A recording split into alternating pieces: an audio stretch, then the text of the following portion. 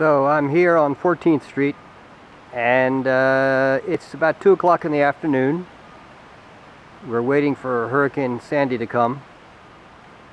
Most of the neighbors have made preparations already. I think the chief problem is going to be all these leaves in the gutters, because they will block up the sewer grates, and that will tend to flood basements. It's just beginning to rain a tiny bit, and you see that the sky is just overcast. Not much definition in those clouds.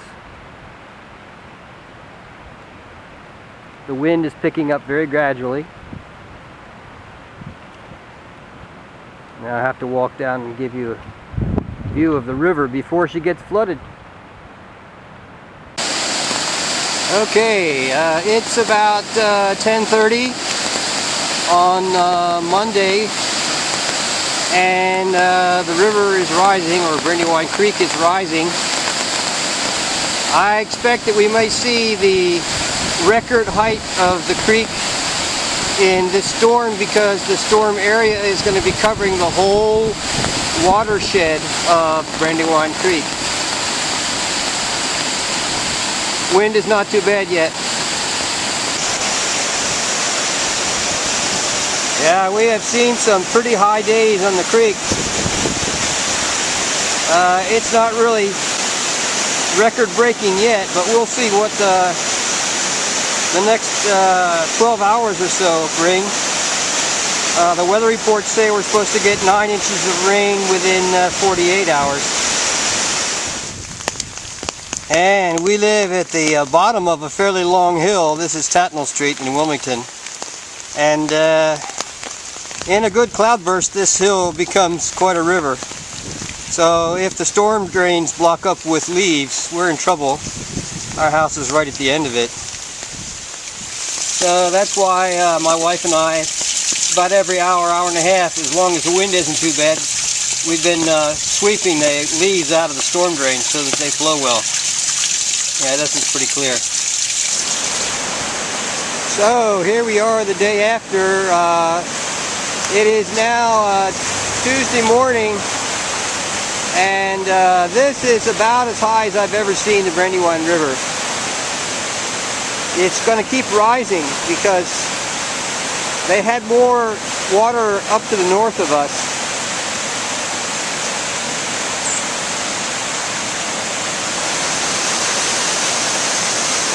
As I said in another clip, the entire watershed of the Brandywine has had rain on it now for quite a while, and so this is the consequence.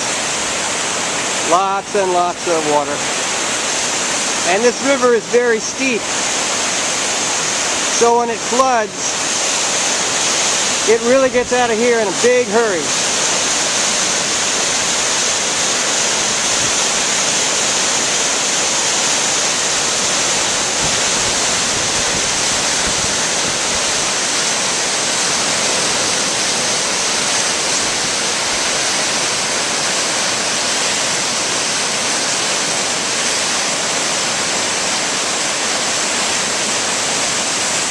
Some other folks out this morning.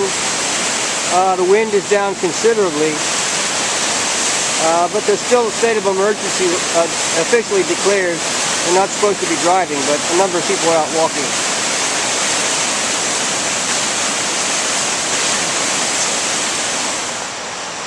Now I'm standing on the south bank of the Brandywine in Brandywine Park, and you notice the smaller trees and the standing water there. They are normally outside of the main stream, but the river has flowed past the point that normally flows and is now inundating part of the grass.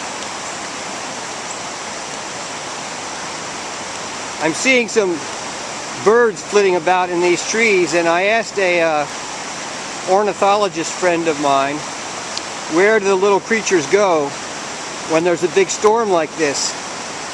And she said they just find holes, She said in Hurricane Andrew in '92, storm that Alice and I went through ourselves, there were no dead birds found. Of course, some of them may just simply have blown away, but it seems they managed to find places to hide and shelter. And some more overflow of the river here. If you look over there in the background, I don't know whether you can see in the video how fast that river is flowing. If you ever fell in, you would be a goner.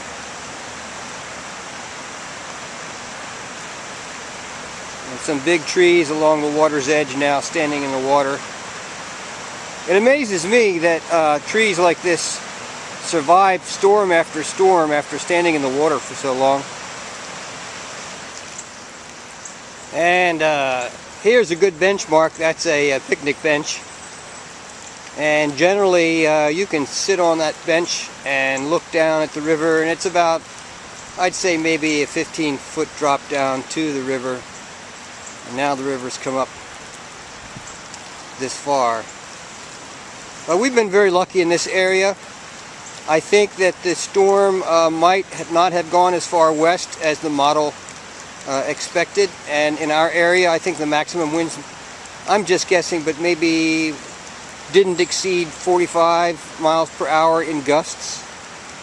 And we had steady rain but not torrential rain, so even my basement, which is tending to flood at the end of a street, stayed dry. But we were very, very fortunate. It started to rain a bit harder, so I'm making my way back home. I've been walking in Brandywine Park. I was especially interested to see whether any of the lovely old trees gave way in the storm. And although I didn't walk very far, I have not found any appreciable tree damage. Just a few small branches down, lots of leaves down, but I think this is evidence that in our area the wind was not very strong.